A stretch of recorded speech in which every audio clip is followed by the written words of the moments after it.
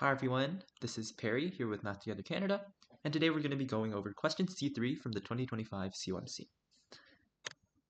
So reading the question, we have the definition of a shifty number, which is a number with a multiple that is made by shifting some sequence of digits from the start to the end. So in this example over here, this 15 is shifted from the start of the number to the end, and the resulting number is 5 times as big. An important detail to note is that the multiple has to be greater than 1, so it can't just be the same integer after shifting. Alright, so let's start with part A. We want to prove that all shifty numbers are divisible by 3. So when we think of numbers that are divisible by 3, we're often going to start by thinking of the divisibility rule, which is that the sum of the digits have to be divisible by 3 as well. So let's think about that. We're going to let S of n denote the sum of the digits of n.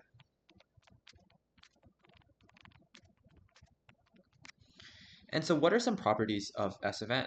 Well, if we write n equals let's use k, ak minus 1 up to a0, then this is going to be equal to like a0 plus 10a1 plus all the way up to 10 to the k times ak. And then we're gonna have that S of n is equal to just a0 plus a1 plus everything up to ak. Now what we notice is that since 10 is 1 more than a multiple of 9, we're going to have 10 is congruent to 1 mod 9. So if we take n mod 9, all of these terms are going to reduce down to 1 because 1 to the k is 1. Therefore, we have the relation n is congruent to S of n mod 9. And this is true for any positive integer n, not just shifty ones. But now let's go back to the question and think about how shifty numbers have to do with this. The key insight here is that n and d times n, when they're shifted, have the exact same set of digits, so they're going to have the same digit sum. So what we're going to do here is use proof by contradiction. Let's assume, for the sake of contradiction, that 3 did not divide n for shifty n. Then, by our argument above, n and d times n have the same digits.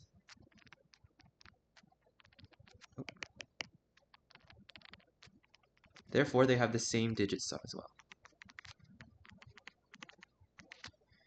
So then we get this relation that n is congruent to S of n, which is equal to S of d times n, which is congruent to d times n mod 9. Thus, 9 divides d minus 1 times n.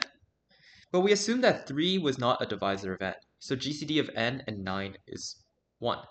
So we can actually cancel out this n, and this gives that d minus 1 is a multiple of 9. So since d is greater than 1 as given by the question, the next multiple of 9 is at least 10. So d is at least 10. But this is impossible because remember here we said that n and d times n have the same digits. But if we multiply a number by 10, its length or the number of digits will increase by at least 1, right? This is a contradiction. Therefore, our assumption over here was wrong. So n must in fact be divisible by 3. And that's question A. So moving on to part B, we're going to have a shifty number, and we want to prove that there are infinitely many shifty numbers divisible by n. So how do we want to approach this? Well, what we're going to notice is that for each shifty number n, if we take many copies of n and concatenate them together, like so, this is also going to be a shifty number. And since we can concatenate any number of n's together, that will give us infinitely many shifty numbers divisible by n.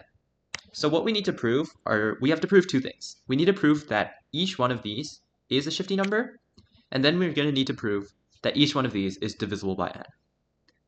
Now the fact that this is divisible by n is pretty self-explanatory. because each of these blocks is divisible by n, right? This block is like n times 10 to the k for some k. And when we sum together a bunch of multiples of n, we're still going to get a multiple of n. So now we have to prove that this is actually a shifty number. And so we're going to need the fact that n itself is a shifty number. Since n is shifty, we can write n equals some two sequences of digits. I'm going to call them a and b. And then there's going to be some integer d greater than 1, such that when I multiply n by d, I get a shifted version of n. And we're going to assume that the first a digits are shifted. So this block of a is shifted, and that's going to be b, a.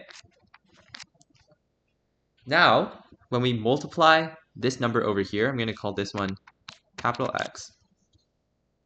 When I multiply x by d, what happens? X times d is going to be equal to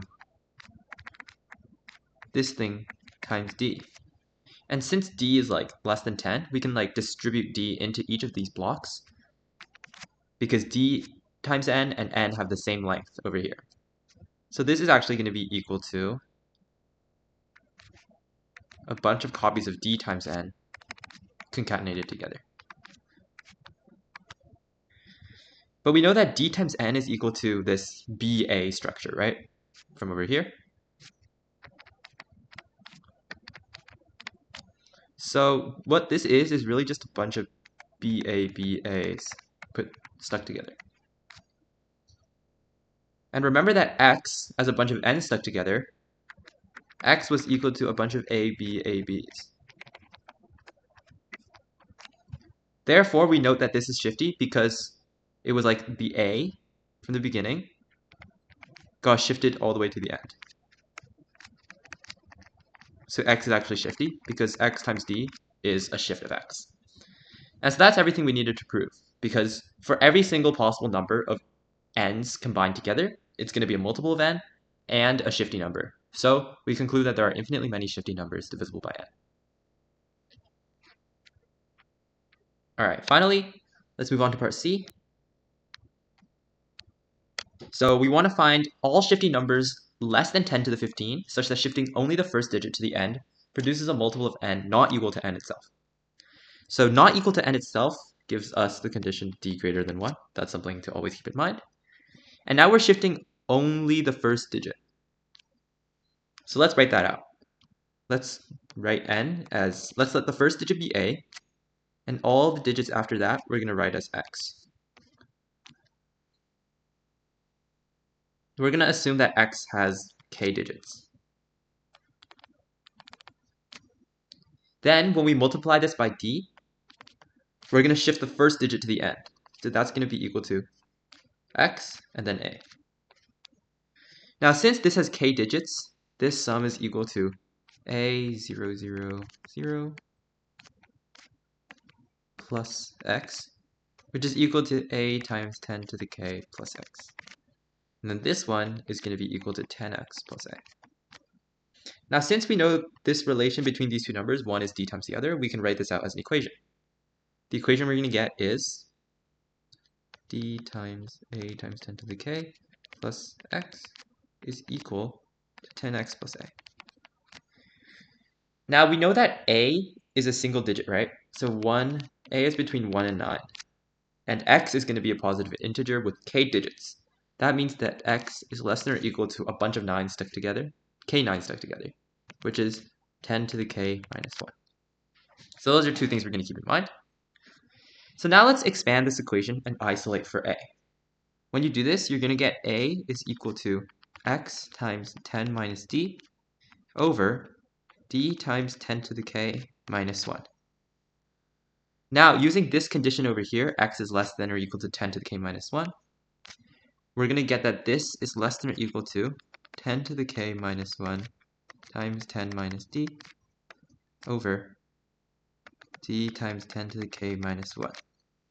Now we're going to notice that this factor over here and this factor over here, they're very close to just being a multiple of 1 over d, a multiple of d off, right? The denominator is almost d times the numerator. And in fact, we can say that the denominator is more than d times the numerator, because 10 to the k minus 1 is less than 10 to the k minus 1 over d, because d is greater than 1. So then this entire fraction over here is less than 10 to the k minus 1 over d times 10 to the k minus 1 times x. Sorry, not x.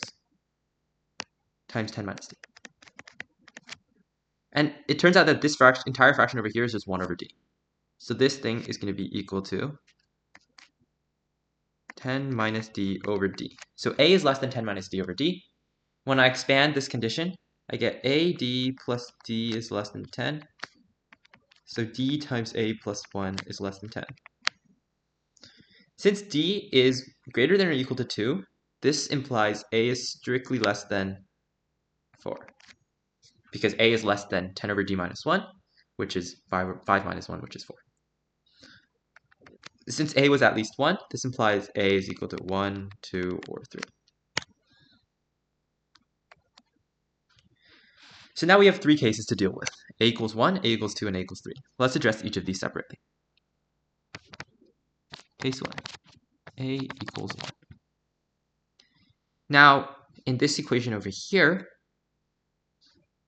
we can rearrange to isolate x in terms of a and d and k. And what we get is x equals a times d times 10 to the k minus 1 over 10 minus d. In this case, a equals 1, so we can ignore that. D times 10 to the k minus 1 over 10 minus d. Now, we do also have this condition over here that d times a plus 1 is less than 10. So in this case, we always have d is less than 10 over a plus 1. And in this case, that's 5. So d is equal to 2, 3, 4. Now, we'll notice that we know k is at least 1 because x has at least 1 digit, right? So the numerator of this is d times 10 to the k, which is an even number, minus 1. So the numerator is always odd. In order for x to be an integer, the denominator also has to be odd. So d is odd. Therefore, d equals 3 is the only possibility. We're going to get that this is equal to 3 times 10 to the k minus 1 over 7. So we need to determine when this is an integer, and we can just look at 10 to the k modulo 7. So in order for this to be an integer, we need 3 times 10 to the k is congruent to 1 mod 7. So since 10 is congruent to 3, this is 3 to the k plus 1 is congruent to 1 mod 7. Now we can test values of k. We're going to get that we need k plus 1 is a multiple of 6. Because the order of 3 modulo 7 is 6. Thus, the two possible values for k are 5 and 11, because remember the condition we're given that n is less than 10 over 10 to the 15. Since n is less than 10 to the 15, n has at most 15 digits, so k is also less than or equal to 14. So these are the two solutions we get. We can now plug these back in to this equation over here. We're going to get x equals 42857 and 142.8. No 1 at the beginning. 42857, 142.857. Those are our two solutions for x. Moving on to case 2, which is a equals 2. For a equals 2, we're going to have the same equation as above. X equals 2 times d times 10 to the k minus 1 over 10 minus d. And now we also have d is less than 10 over a plus 1, which implies d is at most 3. And so this means d is equal to 2 or 3. Now, once again, we know that d times 10 to the k minus 1 is an odd number. And if d equals 2, the denominator is 8. And that's going to be x is a quarter of an odd number, which is not an integer. So once again, we only have d equals 3. Now we'll note that this is just the exact same expression as above. So the solutions we're going to get are just going to be the ones that are 2 times as large as the ones from before. So we're just going to get x to be 2 times 3 times 10 to the 5 minus 1 over 7 is going to be 85714 and 85714 85714. So those are our two solutions for x here. And finally we have case 3, which is a equals 3. Now d is less than 10 over a plus 1, which in this case the only possible value is d equals 2. But as before, once again we have d times 10 to the k minus 1 is an odd number, while the denominator is 8. So this is not possible, because an odd number over an even number is never an integer. Thus, we can find our final solutions. Since, remember at the beginning we defined n to be a followed by x, we're going to have 4 solutions. 1, 4, 2, 8, 5, 7, 2, 8, 5, 7, 1, 4, and then the previous 2 solutions each repeated twice.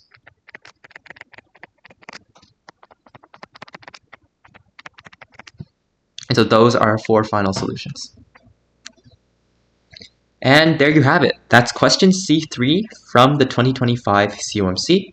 And I hope you enjoyed the solutions we covered in this video. Remember to watch out for other videos we're going to be posting for the COMC and for other contests that have recently happened, including the AMC 10 and 12. Thank you.